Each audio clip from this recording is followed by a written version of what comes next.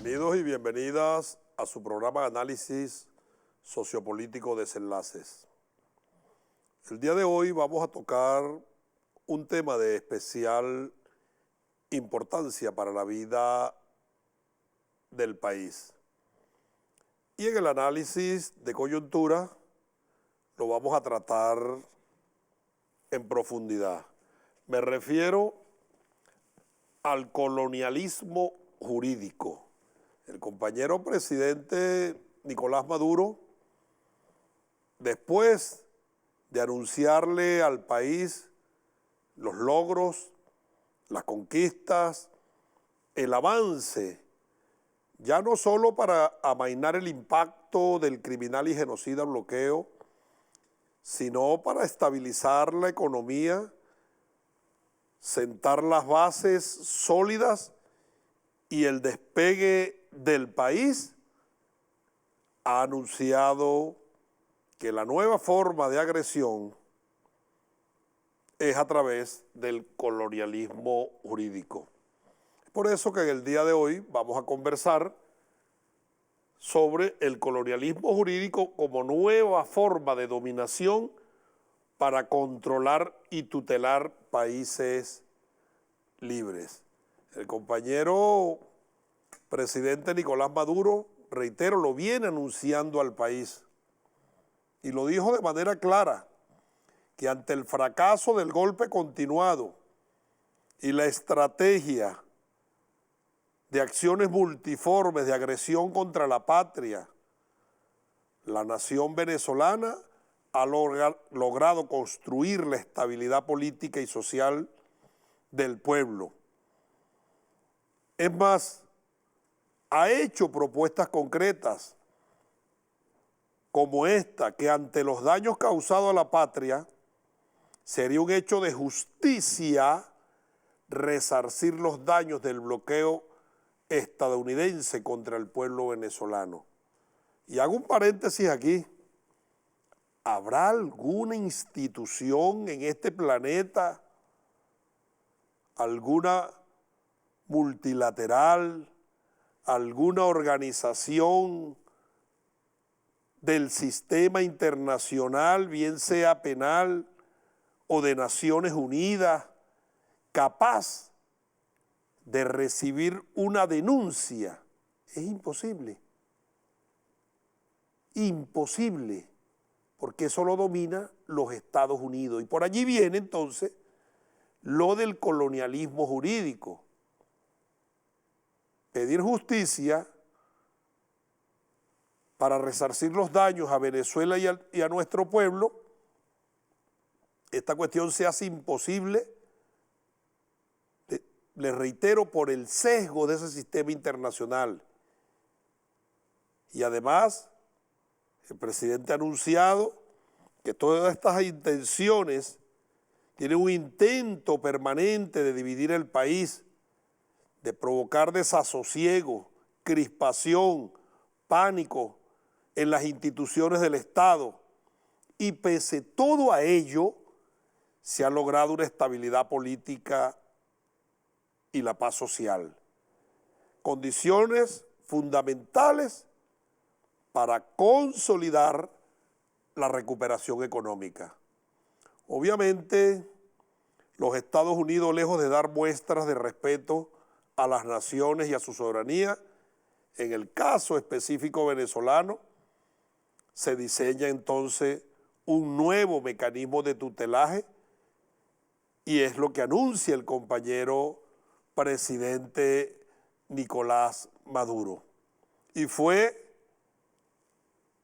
en el marco de la instalación del año judicial donde el presidente Nicolás Maduro formalizó la denuncia, hizo especial énfasis en que la narcooligarquía colombiana y los Estados Unidos siguen apostando a un poder judicial paralelo, estableciendo como premisa el presidente Maduro que en esa pretensión de usurpar funciones de los poderes públicos establecidos en la Constitución, que está en ejercicio del país, y tras el fracaso de esos poderes públicos paralelos tras el fracaso del criminal y genocida bloqueo, ahora entonces intentan esta nueva forma de agresión, esta nueva forma de imposición, esta nueva forma de dominación que se denomina colonialismo jurídico. Veamos el siguiente material del compañero presidente Nicolás Maduro desde la sede del Tribunal Supremo de Justicia en el marco de la instalación del año judicial 2022.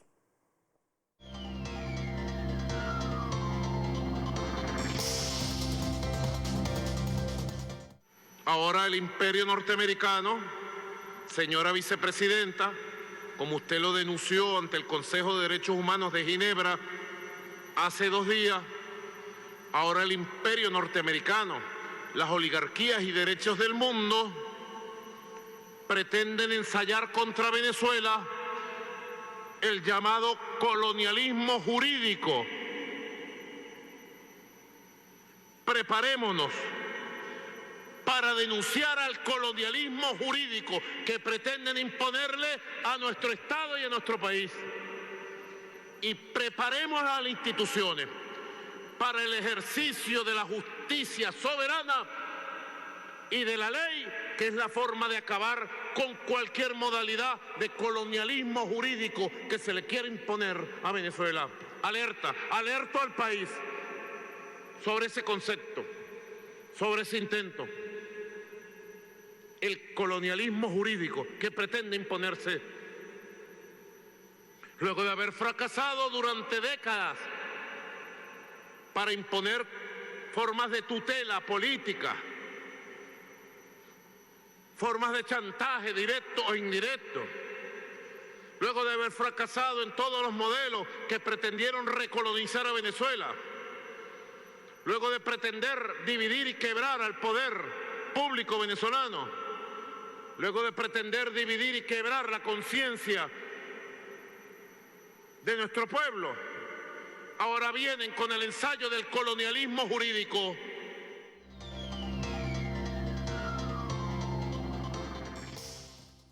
Ahí está, lo anuncia el compañero presidente Nicolás Maduro, y se hace necesario que aguas abajo nosotros avancemos en la investigación, profundicemos en el estudio, de manera tal de estar claro de cuáles son las acciones que se van a enfilar contra la patria. Y es que evidentemente el derecho es una categoría imprescindible en el cuestionamiento de la colonialidad del poder, no solo por la potente influencia del lenguaje jurídico presente en la legislación, por ahí viene la dominación, en la constitución y en la práctica de los operadores jurídicos del sistema jurídico dominante. Y hago un paréntesis aquí, el presidente Maduro le explica al país, aludiendo a la compañera vicepresidenta, quien a la sazón fue al Consejo de Derechos Humanos en Ginebra a denunciar la agresión contra Venezuela, pero los agresores tienen mayoría en las bancadas de ese Consejo de Derechos Humanos, es decir, los Estados Unidos. ¿Cree alguien que ese Consejo de Derechos Humanos, con mayoría en su representación de los Estados Unidos, va a avanzar en la denuncia que hace Venezuela? Por el contrario, ya veremos los informes de este Consejo de Derechos Humanos colocando a las víctimas como agresores y a los victimarios, que son los Estados Unidos, como víctimas y al mundo, para seguir avanzando en su plan. Pero el sistema jurídico dominante proyecta un conjunto de normas, de valores, de principios, de razonamiento que los vienen utilizando de manera sistemática y recurrente por la cultura jurídica dominante. Por lo tanto, es importante articular el análisis del derecho y la colonialidad teniendo en cuenta las aportaciones teóricas del pensamiento crítico latinoamericano. Luego de la conquista, de la agresión, del saqueo a América, bueno, aquí se ha avanzado en una investigación. El mismo presidente Nicolás Maduro designó una comisión para cuantificar el daño del saqueo a la patria. Y todo eso entonces lo ligan cuando escuchan los representantes de la corona a los proyectos de modernidad y lo enlazan con colonialidad.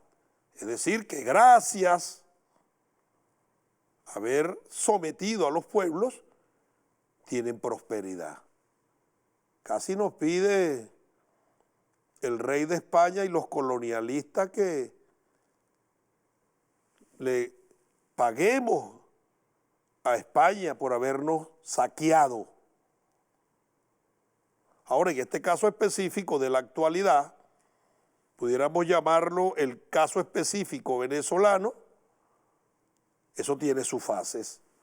Y yo diría que la génesis está en este libro, El método del golpe suave de la dictadura a la democracia de Guinchard, donde establece como premisa fundamental Guinchard en su libro que el país objetivo hay que satanizarlo, hay que estigmatizarlo, oigan, violador de derechos humanos, eso lo establece de la dictadura a la democracia el libro.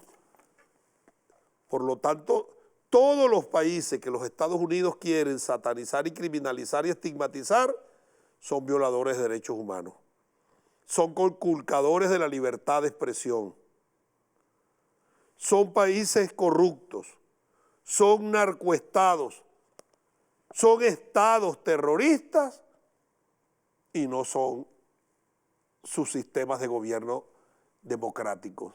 Por eso es que a nuestro amado comandante Chávez le decían el dictador Chávez, nunca lo reconocieron como presidente Chávez. Y al compañero presidente Nicolás Maduro, para satanizarlo y estigmatizarlo de ilegal, entonces lo acusan que él es un impostor, que el verdadero presidente es el que no fue electo, el que se autojuramentó, y que el que eligió el pueblo es un usurpador. Pero utilizan esa tesis goebbeliana de repetir una mentira 1000 veces hasta que se crea que es verdad. ¿Por qué y para qué establece Guinchard la criminalización? Bueno, porque a través de la criminalización se sientan las bases para luego judicializar. Y se pasa del método de la criminalización de Guinchard al decreto de Obama en marzo del 2015. Venezuela es una amenaza inusual y extraordinaria para la seguridad de los Estados Unidos. Y si es una amenaza inusual y extraordinaria para la seguridad de los Estados Unidos, es una amenaza para el planeta. Por lo tanto, el sistema internacional, tanto de Naciones Unidas como el sistema penal, debe darle carta blanca a los Estados Unidos para que acometa acciones que van desde la guerra preventiva, desde la planificación de magnicidio, hasta cualquier acción para sacar ese tumor maligno que tiene la sociedad y el sistema internacional. Vean. Pero además de ello, en este decreto de Obama, luego se avanza en las sanciones para torcerle el brazo al país. Después de criminalizar estas sanciones individuales, Cuando uno revisa la relación de los altos funcionarios públicos de gobierno sancionados, a todos le colocan narcotraficantes, terroristas, corruptos, inventan listas de cuentas en los bancos y además, como acción correctiva de la sanción, eso no lo sabe en el mundo, entonces le congelan bienes, confiscan cuentas y suprimen visas norteamericanas. Pero queda la criminalización. Y a la hora de que se materialice un golpe de Estado, ya está solicitado en un tribunal penal internacional. Así avanzan. Y luego entonces las actuaciones de retaliación después del bloqueo contra países, empresas y personas que apoyen a Venezuela.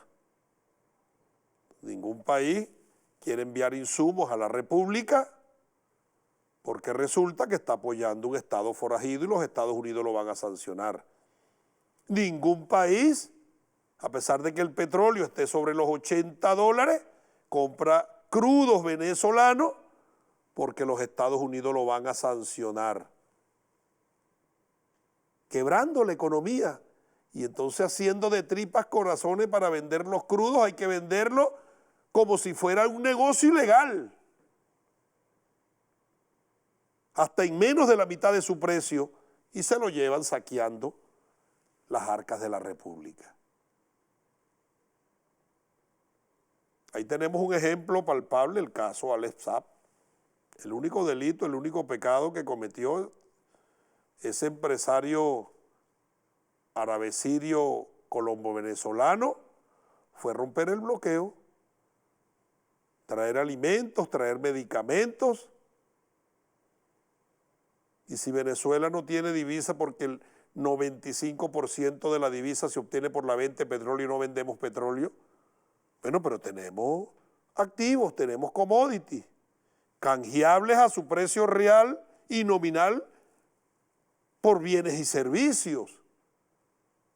Detenido, criminalizado y ahora judicializado en un tribunal penal, como un delincuente internacional, en un primer orden contra Alex Saab. Pero el metamensaje que subyace detrás de esa opción es: quien negocie, quien comercialice con Venezuela va a correr la misma suerte para seguir aislando a la República y ante la falta de insumos para la satisfacción de necesidades humanas materiales, generar las condiciones subjetivas de abonar en el tejido social un descontento para que en escalada vengan las protestas y llevar al país a una suerte de guerra civil. Y allí se materializa la invasión porque vendrían los santos castos puros e impolutos, cascos azules de Naciones Unidas, a presentar un corredor humanitario para traer ayuda a un pueblo que se está matando, y ahí se materializa la invasión. Vean para dónde quieren llevar al país. El presidente Maduro nos los anuncia, el compañero presidente Nicolás Maduro nos los anuncia, denuncia ante el país, pero también lo denuncia ante el mundo, que todas estas aviesas acciones tienen como espíritu, propósito y razón el intento de imponer un colonialismo jurídico en Venezuela. Pero como este es un tema desconocido, nosotros debemos profundizar en su estudio, en su análisis. Cuando él lo anuncia al país, esto debe, para todos los revolucionarios y revolucionarios de distintos niveles de gobierno, debe constituirse en una tarea obligante para todos los venezolanos y venezolanas, para que profundicemos en la investigación, en el estudio, en el análisis de esta materia. Y cuando yo lo traigo a colación en este programa, espero que este análisis de coyuntura como marco teórico referencial de la conversación y la entrevista que voy a tener en el segundo segmento sirva como un aporte inicial para estimular dicha investigación. Y así nosotros conocer en profundidad cuáles son las acciones, cómo se adelantan y estar preparados en función de prevenir los ataques que se acometan contra la patria con esa aviesa intención de dominación colonialista. Es por ello que ante lo interesante y lo apasionante de este tema, al regreso de la pausa, voy a conversar con el camarada internacionalista Rander Peña, comisionado de Relaciones Internacionales de la Juventud del Partido Socialista Unido de Venezuela y a la sazón es viceministro para América Latina de la Cancillería venezolana, con quien además estaremos conversando otros temas atinentes al Congreso de la JPSU y temas de la coyuntura política venezolana. Vamos a la pausa con este extracto del discurso presentado por el compañero presidente Nicolás Maduro el 15 de enero del 2022 ante la Asamblea Nacional en ocasión de su mensaje anual a la nación. Vamos a la pausa y al regreso conversaré con Rander Peña.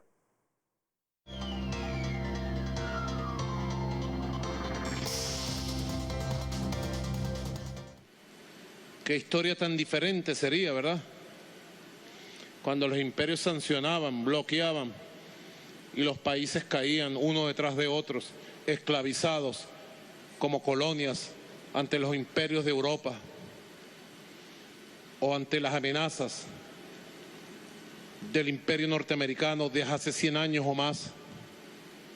Nosotros creemos en un mundo de paz, de cooperación. Creemos en un mundo de diálogo intercultural, de diálogo de civilizaciones, de diálogo religioso. Creemos en una nueva geopolítica mundial. Y los historiadores deben registrar estos años que estamos batallando como años en que se está pariendo un nuevo mundo. Un nuevo mundo se está pariendo. Y Venezuela está en el eje central del gran parto de la humanidad hacia una nueva sociedad, hacia una nueva comunidad mundial de pueblos y naciones, donde cese la amenaza de la fuerza, del uso de la fuerza, de las intervenciones militares y de las sanciones económicas, donde cese definitivamente los imperialismos y los hegemonismo. Lo decimos con fervor revolucionario. Lo decimos porque lo aprendimos de Hugo Chávez. El siglo XXI es nuestro siglo. Es el siglo de la paz. Es el siglo del mundo multilateral, multipolar y multicéntrico. Es el siglo del mundo nuevo.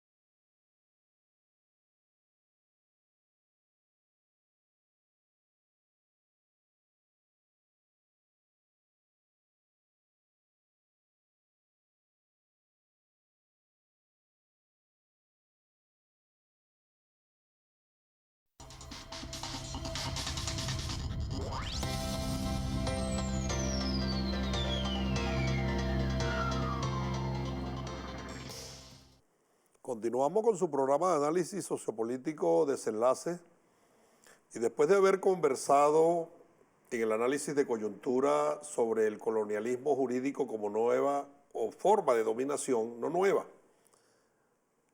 y que lo ha denunciado el compañero presidente Nicolás Maduro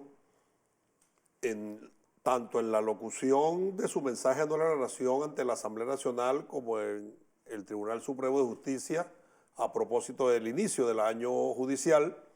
Para profundizar en la conversación sobre este apasionante tema, he invitado al camarada de la JPSU, Rander Peña. Bienvenido, Rander. Gracias, a su diputado programa Pedro. de análisis sociopolítico Desenlaces. quien es el viceministro para América Latina de la Cancillería y coordinador. Comisionado de Asuntos Internacionales de la JPSUR, Rander. El presidente Nicolás Maduro hace la denuncia, nos informa que los planes que vienen contra la patria van en esa dirección a través de la imposición del colonialismo jurídico. Esta juventud insurgente, subversiva, irreverente, pero también analítica, crítica y estudiosa.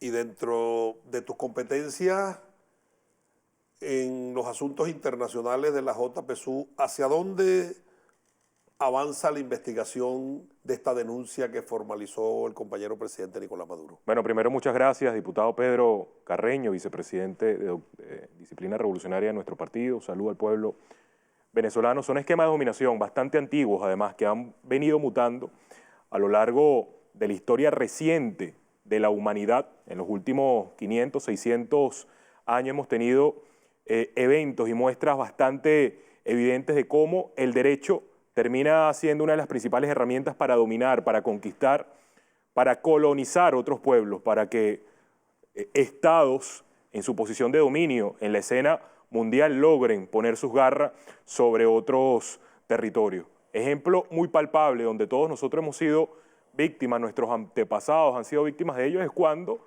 esa denominada conquista española, y ahí nosotros lo decimos y lo ponemos entre comillas por lo obvio, fue una escena de genocidio a todo lo que nosotros... Yo diría, Rander, disculpa la interrupción, sin que pierda la hilaridad de lo que estás refiriendo por lo interesante, que no solo conquista española, era un mundo de conquista. Los portugueses avanzaban por un lado, los ingleses por otro lado, y cuando el derecho parecía agotarse, le dieron al Papa la facultad que a través de las bulas papales decidía de quién eran los territorios que se habían conquistado. Y ya eso era cosa jugada. Cosa jugada, y entonces el Papa decidía cómo dominaban el planeta. Y eso no vayan a consultarle al Papa ahora los mecanismos de dominación, porque para eso es que ha servido la Iglesia históricamente. Y eso fue un esquema de colonialismo jurídico evidente en 1400, que además fíjate cómo a lo largo de estos últimos 500 años, algunos queda en su narrativa el hecho de la conquista. Yo no sé ustedes, jefe Pedro, y nuestro pueblo, pero la conquista es un acto amoroso. Uno conquista y la conquista pasa porque haya tratos amorosos hacia esa conquista. Pero tanto fue... Las conquistas afectivas, no con plomo. No con plomo, pero tanto fue el ejercicio de dominio, de dominación, que el eurocentrismo aplicó a lo largo de todo este tiempo a nuestros pueblos, que nosotros, incluso en nuestra narrativa, lo seguimos usando. Pero quería poner eso como punto de partida para nosotros ver cómo eso ha venido evolucionando y cómo se ha venido adaptando a las nuevas formas modernas. En estos tiempos nosotros vemos, incluso de hace unos 20 años hacia acá y en los últimos 10 años con mayor evidencia, el tema de la judicialización de la política en América Latina. Venezuela en este momento, ¿cuál es el expediente que le han querido crear? Y sobre eso los medios de comunicación tradicionales, el sistema, el establishment comunicacional del mundo ha sido bastante eficiente para enfilar sus garras sobre Venezuela, que es un Estado corruptor, es un Estado facilitador del delito, es un Estado violador de derechos humanos, y son esquemas que terminan componiendo lo que el presidente Nicolás Maduro definía como ese periodo que en este momento se hace cada vez más evidente, que es el estado del colonialismo jurídico. Lo explica con lujo de detalle Daniel Stulin en su libro El Instituto Tavistock.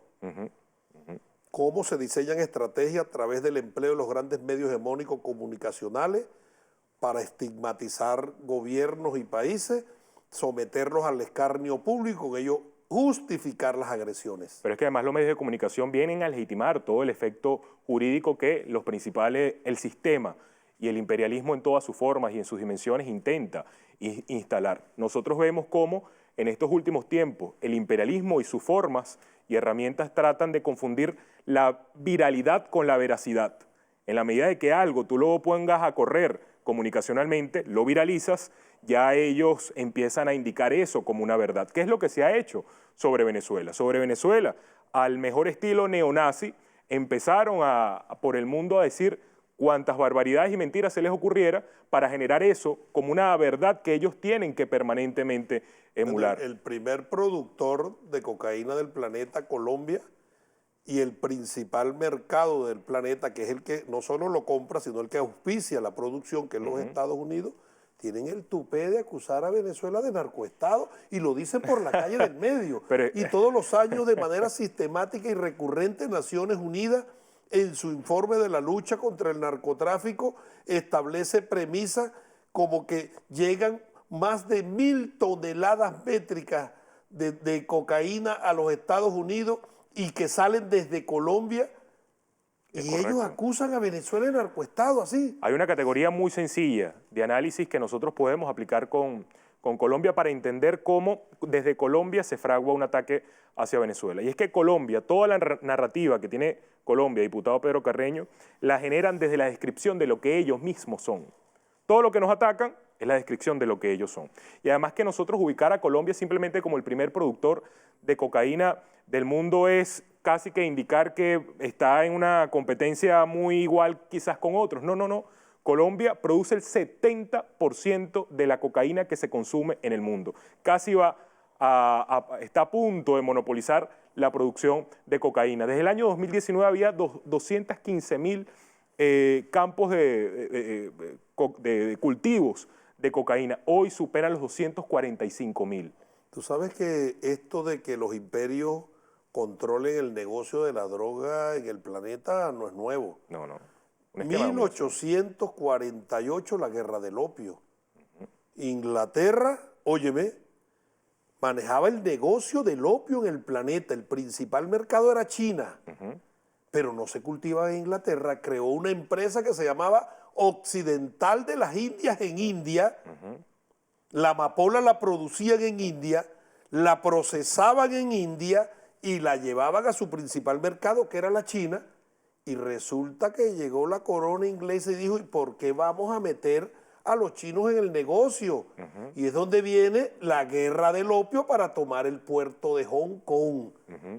Hoy, diríamos, casi 200 años después, los Estados Unidos, el mismo imperio, que diría Ali Primera en una de sus canciones, que después se volvió gringo y aquí lo tenemos hoy, en vez de la India, es Colombia, donde se produce y se procesa, pero dominan el mercado mundial. O sea que esto no es nuevo, de que todos los negocios de la droga en la historia de la humanidad los han controlado los imperios. Sí, no, correcto. Por eso es que para los Estados Unidos, Colombia es un enclave tan importante, por la producción masiva que se produce en el territorio. Rander, que Colombia es todo el territorio colombiano es un portaaviones colombianos en América Latina. Yo creo que... Una base militar todo Colombia. Primero la respuesta sería sí, pero además quisiera argumentarlo. En estos tiempos nosotros seguimos en la vigente discusión entre la doctrina monroísta y la doctrina bolivariana. Si hay alguna expresión moderna en este momento, en estos tiempos, que nosotros pudiéramos calificar a Colombia, es que ellos siguen siendo los operadores políticos del monroísmo en América Latina. Y por eso es tan importante nosotros ubicarnos en el contexto en que estamos. Por eso, entre otras cosas, lo llaman el Israel de América. Porque además Venezuela somos los agentes políticos o los operadores políticos del bolivarianismo en estos tiempos. Y esa pugna sigue siendo, y por eso es que lo llaman el Israel en estos tiempos. Son enclaves que los Estados Unidos han venido construyendo para generar dominios en los territorios, y para ellos América Latina termina siendo un enclave muy importante en el cual no puede ceder ningún tipo de territorio. ¿El qué? Cartel de Lima. No me suena. Pero tú puedes hacer memoria. Bueno, eso fue un intento por parte de los Estados Unidos para tratar desde el colonialismo jurídico invalidar los derechos nacionales de cada uno de nuestros países. No tenían mayoría en OEA y crearon una multilateral latina para enfilar sus baterías contra Venezuela. Pero ante el fracaso asumió el liderazgo Colombia. Pero es que fíjese usted, jefe Pedro, que usted está mencionando algo que es clave. Y es un ejemplo de hoy de cómo el colonialismo jurídico aplica. Más importante para los Estados Unidos era poder fraguar jurídicamente que había un presidente distinto en un país. Ya, por supuesto que nosotros somos los principales afectados, pero cuando lo vemos de manera objetiva, esto suena bastante grave porque esto está en contra de la voluntad de millones de venezolanos que decidieron elegir un rumbo. Pero dentro de la ¿Y tú composición crees que a los Estados jurídica Unidos le importa eso? no le importa nada la voluntad política del pueblo venezolano. Lo que le termina importando a los Es estados el petróleo venezolano. Mira, hay dos elementos fundamentales por los cuales los Estados Unidos siguen atacando a Venezuela. Primero, porque nosotros somos la primera reserva petrolera del mundo. Pero la segunda, que para mí es lo más importante, es que nosotros somos la primera reserva moral del mundo. Y entre ambas cosas, entre la reserva petrolera y la reserva moral, ellos no van a detener en su intento de afectarnos. Y nosotros tampoco nos vamos a detener en nuestro intento de que el bolivarianismo, en toda su forma, en todo su esquema, en toda la profundidad, no solamente en Venezuela, sino en América Latina, continúe. Porque si hay algún deber generacional, y me refiero a esta generación viva en la que nosotros estamos, la que dirige el presidente Nicolás Maduro, y lo vamos acompañando los bolivarianos, es que nosotros, América Latina, la entendemos como una nación inconclusa. Y es nuestro deber generacional concluirlo. La anfitrionía se llamó. El Congreso Anfitriónico de Panamá es una expresión de lo que nosotros podemos llegar a ser. Chávez, en concreción, la CELAC. La CELAC, los esfuerzos de integración. Porque además fíjese que cuando se imponen este pestañeo de la historia, como lo definió Atilio Borón, refiriéndose al ascenso de gobiernos neoliberales al poder político, un simple pestañeo de la historia, decía él, lo primero que hicieron fue acabar todos los esfuerzos de integración Unión Nuestroamericana que se iniciaron en los últimos 20 años. La UNASUR, la CELAC, intentaron torpedear el ALBA en todas sus formas. Todos los esquemas económicos de integración que nosotros pusimos sobre la mesa trataron de derrotarlo. Sobre la base de ello, Rander, para ese pestañeo, ¿jugó algún papel la curia de la Iglesia Católica Mundial? Porque, óyeme lo siguiente, ¿de dónde viene este comentario? Cuando se generaron las condiciones subjetivas después del gobierno de Gorbachov y su perestroika, para que solo templando la punta del ovillo se desmembrara la Unión Soviética, agarraron a Juan Pablo I, en 22 días con arsénico, lo asesinaron y buscaron a un papa polaco. El primer país que visitó fue los astilleros de Minsk y de allí surgió el grupo Solidaridad de Lech Walesa y Polonia es el primero que se va. ¿Será una coincidencia que a Joseph Ratzinger lo perdonen, lo mandan papa emérito, le perdonan la vida, pero viene un papa latino y empieza a visitar América Latina y empezó el pestañeo? No me lo responda, vamos a una pausa y al regreso conversaremos sobre este apasionante tema.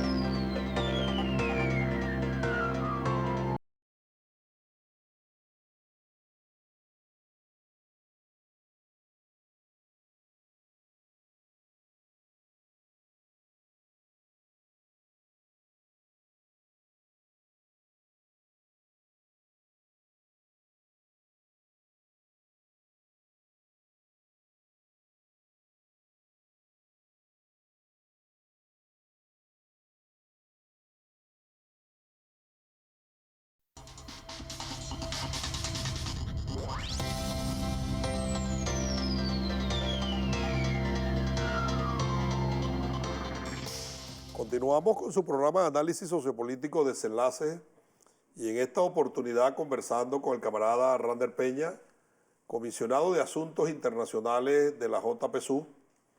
Y antes de ir a la pausa quedó una pregunta al aire.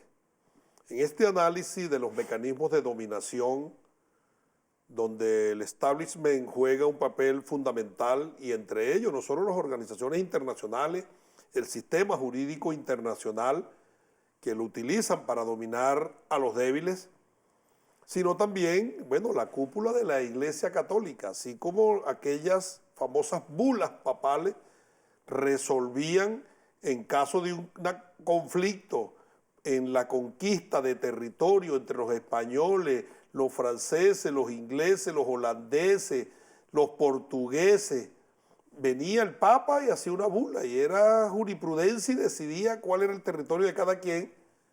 Ahora, en esta nueva era, camarada Randall, parafraseando a Atilio Borón, habla del pestañeo en América Latina, y la pregunta estriba en que cuando se dieron las condiciones subjetivas para el desmembramiento de la Unión Soviética, con aquella famosa perestroika de Gorbachov, faltó asesinar con arsénico a Juan Pablo I en 22 días, nombraron a Juan Pablo II primer papa no italiano, polaco, fue a Polonia, a los astilleros de Min, y allí nació el grupo Solidaridad de Lech Walesa, donde no solo llegó un gobierno pro gringo a Polonia, sino que Polonia es el primer país que se sale de la Unión Soviética. Consolidada América Latina, bueno, le perdonaron la vida a Joseph Ratzinger, no le dieron arsénico, sino que lo mandaron como papa emérito a vivir un exilio dorado en Castel Gandolfo, pero nombran un papa tampoco italiano, de argentino, de América Latina, con un discurso hasta medio izquierdoso, hasta con una doctrina social de defensa de los pobres, de transformación. Pasó por Ecuador, cayó Ecuador, pasó por Brasil, cayó Brasil, pasó por Bolivia, derrocaron a Evo. Yo no sé si gracias a Dios nos vino para acá, yo no sé, esto es para el análisis. Y ahora resulta que la pregunta estriba, Randall, ese pestañeo tuvo que ver también con estas acciones donde enfilan las baterías completas para la dominación de los pueblos. Sabes que Yuval Harari, un escritor, tiene libros recientes, bestseller incluso, algunos hablan, el más reciente habla de la historia de la humanidad, pero él se hace algunas preguntas, y la pregunta que se hace es cuáles son los esquemas de dominación más eficientes a lo largo de toda la historia de la humanidad. Y él refiere 3: los imperialismos y sus esquemas de dominación, como forma de dominación, el comercio y las religiones. Tenía razón Mar entonces, que es el opio de los pueblos. Muchas veces termina siendo los jerarcas de las iglesias, terminan manipulando la creencia de los fieles creyentes. Nosotros, fieles creyentes de Dios, como esa entidad que está allí observando, incluso, observándonos, viéndonos, guiándonos. Algunos pueden llegar a manipular al punto de establecer mitos que pueden estar en contra de lo que nosotros necesitamos para poder evolucionar como pueblos. Pero quiero referir es precisamente esto. Cuando usted comenta, diputado Pedro, si las religiones han tenido algo que ver, siempre tienen que ver las religiones, siempre tienen que ver los comercios. Yo hablo de la cúpula de la iglesia como mente maquinadora de acciones para dominar a los pueblos. Lo hemos visto en Venezuela. Y hemos visto cómo la manipulación de los principales jerarcas de la Iglesia Católica han terminado sirviendo precisamente intereses distintos a los pueblos. Y los pueblos terminamos incluso algunos confundidos de ese discurso.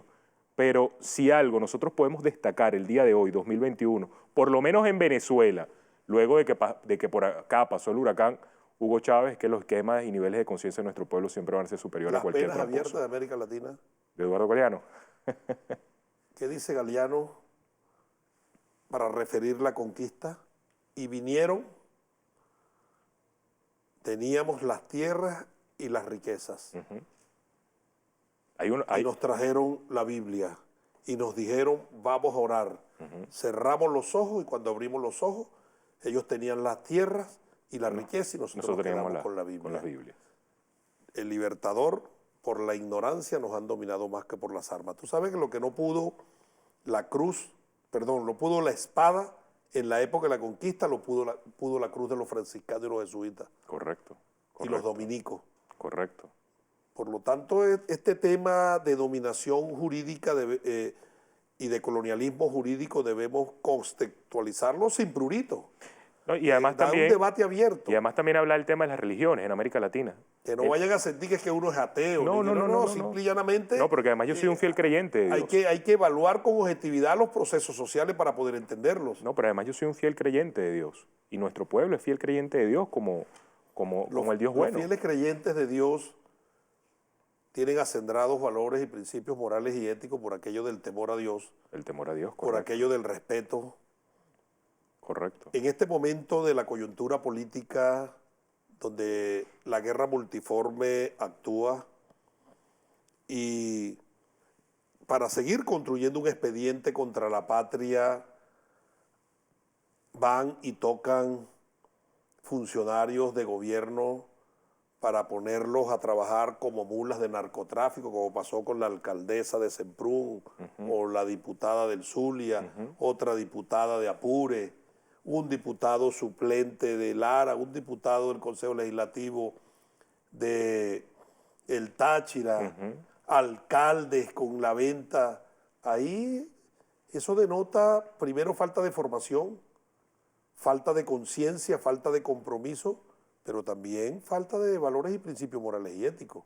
Yo lo que creo que es un plan de colombianizar Venezuela. Es un plan Y que... si nosotros somos débiles, nos atacan por allí. Y si Pero si nosotros- estamos blindados, rebotan contra un frontispicio de dignidad. como creo que es lo que está pasando en este momento. Fíjese, cuando nosotros hablamos de la narrativa de Venezuela, de ser un Estado corruptor, un Estado facilitador de delito, un narcoestado, ellos no solamente lo indican para que la comunidad internacional lo consuma y crean eso sobre Venezuela, sino que además tienen que crear algunas condiciones objetivas para ellos poder decir, mira, sí, efectivamente lo son, mira este ejemplo. Y ese plan de buscar los ejemplos y tratar de maximizarlo a la vista de la opinión pública es lo que va a querer el Colombia, el narcoestado colombiano, para tratar de afectar la imagen de Venezuela. ¿Cómo blindamos a nuestra dirigencia revolucionaria para que cuando le hagan ese tipo de propuestas reboten? La revolución en sí mismo tiene propios esquemas para depurar, porque además el sistema lo expulsa, lo termina expulsando, se termina evidenciando. Y además que el tema, la discusión de la... Tú sabes que muchos camaradas a veces conversan conmigo como desmoralizados. Y yo le digo que en medio de la situación, nosotros debemos observar estos hechos como tumores malignos que se han enquistado en el cuerpo social de la República. Y si no los extirpamos, van a terminar Va a ser haciendo metástasis. Correcto. Y acaban Correcto. con la patria y con la revolución. Podemos ganarle al imperialismo todas las batallas habidas y por haber. Podemos ganar todos los procesos electorales. Pero si no depuramos en este proceso de decantación la revolución, bueno, nos llevará a la muerte. Pero está en cierne. Afortunadamente nosotros tenemos buenos médicos políticos sociales, el presidente Nicolás Maduro, el capitán Diosdado, toda nuestra dirección política nacional, estatal, podemos identificar, pero además creemos en la medicina preventiva. Es decir, nosotros tomamos las prevenciones Y para la que eso no prevención pase. es la formación. ¿Qué se está haciendo? Nosotros tenemos que hablarlo sobre la ética, pero además el tema de la ética debe superar el concepto de su propia estética. Muchas veces nosotros creemos que la ética va a estar solamente orientada al ejercicio del parecer. Mira, no debes hacer esto, no debes hacer lo otro, no debes comportarte de tal manera, y eso, por supuesto, hay que parecer.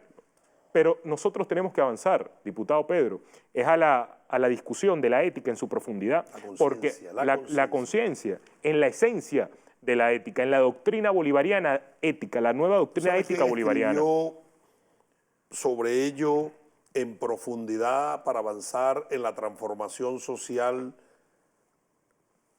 hacia la vía al socialismo? El guerrillero heroico Ernesto Che Guevara en su tesis del hombre nuevo. Usted sabe que nosotros en la juventud hemos discutido el tema de la ética con profundidad y con mucha seriedad, y tratando de anclar a nuestros principales pensadores latinoamericanistas modernos y ver cómo Bolívar también resolvía el tema de la ética como expresión y como práctica. Y nosotros concluíamos algo simple, diputado Pedro, y decíamos que todo ejercicio ético necesariamente tiene que estar dirigido a hacer feliz al pueblo venezolano. Si alguna acción entristece al pueblo venezolano es una acción no ética e incluso corrupta. Y si alguna acción no genera nada en el pueblo venezolano es una acción inútil. Por eso es que si hay algún método para nosotros poder reflexionar lo que todo bolivariano debe hacer, es que cada acción tiene que estar dirigida a ver cómo yo hago feliz a algún ser humano, a algún venezolano. ¿Dónde está la felicidad allí? Cuando el libertador Pero Bolívar... debemos formar, decía Simón Rodríguez, para construir república debemos tener republicanos. Pero para tener republicanos debemos formar republicanos. estamos trabajando en la formación. Estamos trabajando en la formación. Yo soy un fiel creyente de que no solamente nuestra juventud, sino todas las generaciones. La ética no es etario. No es etario, no está asociado con una edad. Y además yo creo que nosotros con el comandante Hugo Chávez por primera vez empezamos a discutir a profundidad lo que es el esquema, lo que es el tema de la ética, pero además también desmontar cómo la ética era percibida para la derecha. La derecha también tiene sus conceptos de ética, diputado Pedro, que además las deforma, porque no son conceptos éticos que terminan ayudando a las mayorías, sino son conceptos éticos, lo ético desde lo individual. Fíjese usted esta trampa que pone la derecha mundial. La ética es, yo soy ético en la medida de que yo puedo, con mis acciones, poder resolver y hacer feliz a mi entorno inmediato.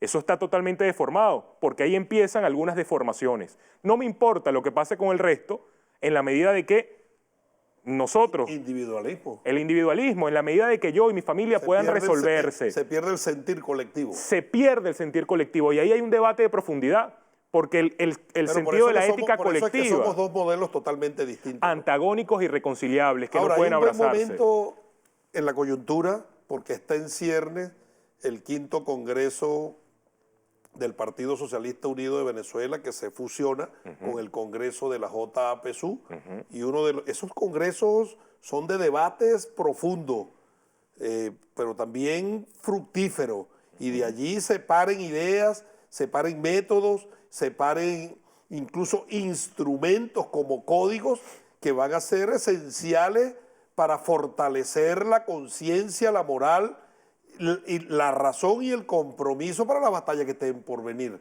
¿Cómo se concibe este nuevo Congreso de la JPSU en función de los debates de la ética? Además que nosotros somos sociedades somos sociedades dinámicas, y nosotros tenemos que corresponder a cada momento y cómo nuestros pueblos y nosotros vamos interpretando como pueblo los nuevos momentos que nosotros tenemos por delante. Por eso es que nosotros revisarnos periódicamente, ver, renovarnos, estudiar cuáles son los principales temas, pero que no solamente quede en el estudio, en la teorización de lo que podemos ver, sino ver cómo eso se convierte en práctica bolivariana, revolucionaria, es parte del deber que cada uno de nosotros como militantes tenemos. Por eso es que nosotros estamos convocándonos al 5º Congreso del partido y al 4º Congreso de la Juventud del partido. Fíjese algo, diputado Pedro, y nosotros somos creyentes y practicantes de eso. Si algo nosotros hemos aprendido con el comandante Hugo Chávez y con el presidente Nicolás Maduro, es que esa vieja asociación de la juventud y el futuro quedó atrás.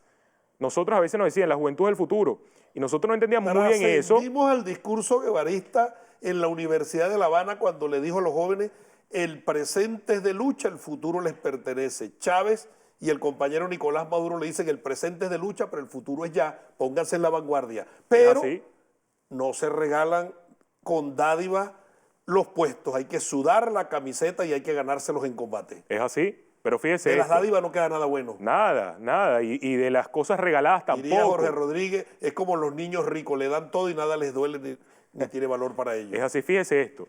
A nosotros nos decían siempre, cuando digo nosotros a las juventudes de los 90, 80, 70, usted seguramente también en algún punto le dijeron, tú eres el futuro. Y tú te ibas como desconcertado de que era ser el futuro. Solamente concluías que el futuro era después, era otro momento, no era ahora.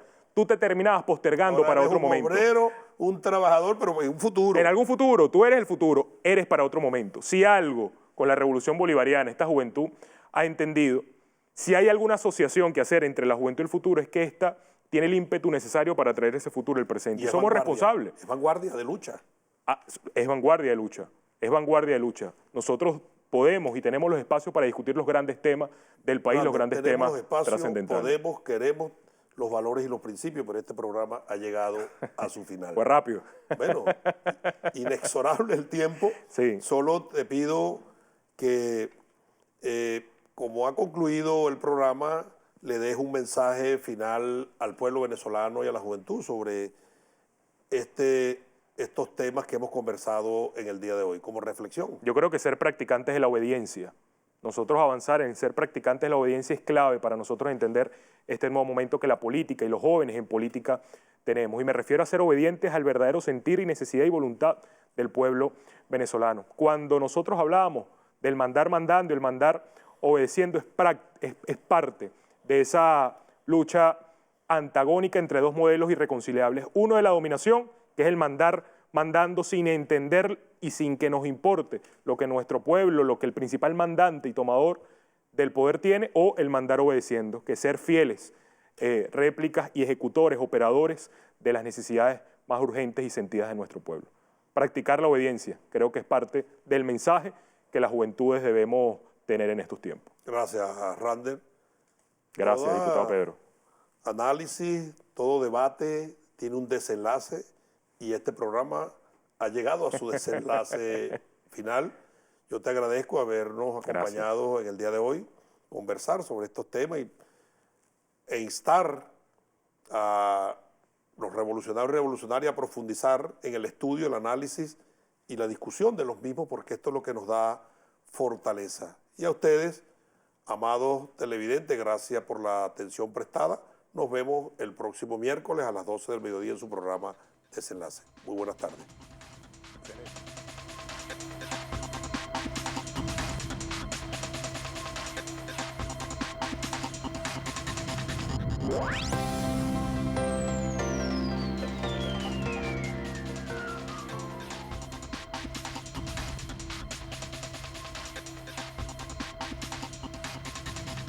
What?